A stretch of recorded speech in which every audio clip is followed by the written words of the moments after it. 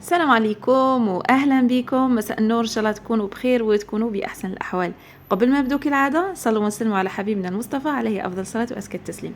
واللي راهي جديده معنا في القناه نقول لك حبيبتي ما تنسيش ديري لنا طله في القناه وديري لنا اشتراك اذا عجبوك لي فيديو تاعنا. ونبداو بسم الله على بركه الله. ديروا لنا هذاك الجيم باش تزهلكم الايام ان شاء الله يا ربي. شوفوا الوصفه تاعنا تاع نهار اليوم، شوفوا دايرينها كاع الناس وديروها وعينيكم مغمضين، ما فيها لا يعني تاثيرات جانبيه، ما تضيع لكم شعركم. شوفوا بالعكس غادي الشعر تاعكم يولي رطب رطب رطب رطب رطب رطب حرير. تعرفوا شاي حرير؟ ولا سيما اذا زدتوا يعني درتوا له سيشوار وكل شيء غادي يولي بسم الله ما شاء الله. ممكن الوصفه تاعنا تاع نهار اليوم مغذيه للشعر، مرطبه، يعني كيراتين طبيعي بدون اي مواد كيميائيه اضافيه.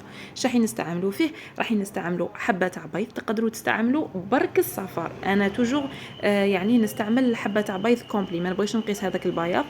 هما يعني يستعملوا الصفار، لكن اذا ما بغيتيش كيما كيفي تقيسي الصفار البياض ديري حبه تاع بيض كومبلي، يعني ما غاديش تضيع لكم شعركم ابدا.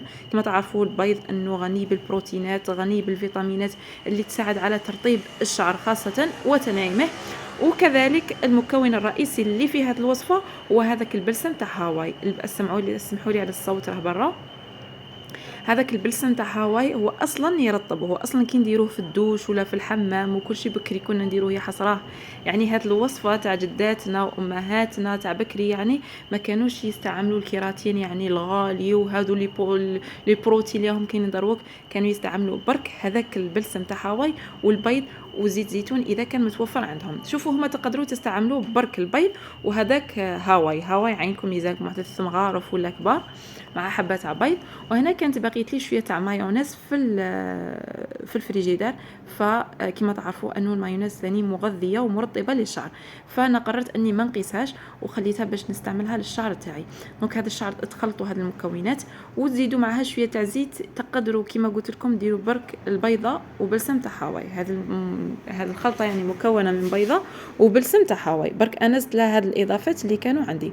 وكذلك هنا زدت لها شويه تاع زيت جوز الهند كما راكم تشوفوا فيه. زيت جوز الهند هذا داير الله اعلم 25 ميل 30 ميل عند العشاب، كل واحد وشحال يبيعه. انا نورمالمون شيته 25 ميل. تزيدوا هنا قطرات منه باش هذيك يعني يرطب لكم الشعر اكثر واكثر. واذا قدرتوا يعني تستغنوا عليه عادي تستغنوا عليه، لانه هذه الوصفه مرطبه يعني بطبيعتها مرطبه، البيض والبلسم تاع هاواي. فنخلطوا هذه المكونات مع بعض ونابليكوهم على الشعر تاعنا. الشعر يكون جاف،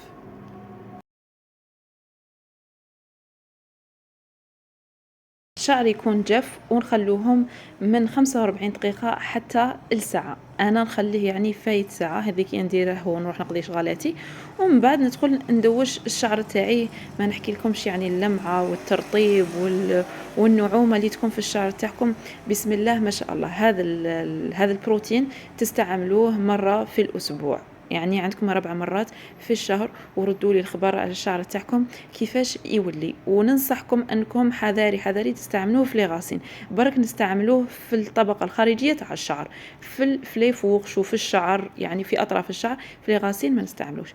الى هنا حبابات قلبي نكون وصلنا لنهايه الفيديو تاعنا تاع نهار اليوم. تنسوش ديروا لنا اشتراك في القناه وتردوا لنا خبركم، ردوا لنا الخبر عفوا في التعليقات على الوصفه تاعنا تاع نهار اليوم.